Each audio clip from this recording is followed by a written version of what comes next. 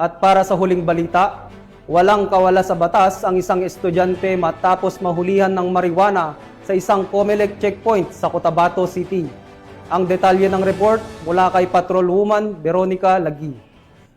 Arestado ang isang 24 anyos na estudyante matapos mahulihan ng hinihinalang marijuana sa isang COMELEC checkpoint sa Don Rabago Street, Barangay Rosario Heights nito lamang ika-4 ng Marso taong kasalukuyan.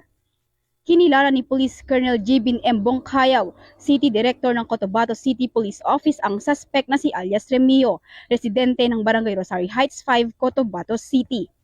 Ayon sa pulisya, natagpuan ang marijuana sa U-box ng motorsiklo ng suspect. Dahilan ng kanyang pagkakaaresto, inamin umano niyang halos 3 taon na siyang gumagamit ng ipinagbabawal na gamot. Kasalukuyang nasa kustodiya na ng Cotabato City Police Office ang suspect at mahaharap sa kasong paglabag sa Republic Act 9165 o Comprehensive Dangerous Drugs Act of 2002. Samantala, muling nagpapaalala ang mga otoridad sa publiko, lalo na sa mga kabataan na umiwas sa iligal na droga. Patuloy rin ang kampanya ng pulisya laban sa krimen at iligal na droga upang mapanatili ang kapayapaan sa lungsod.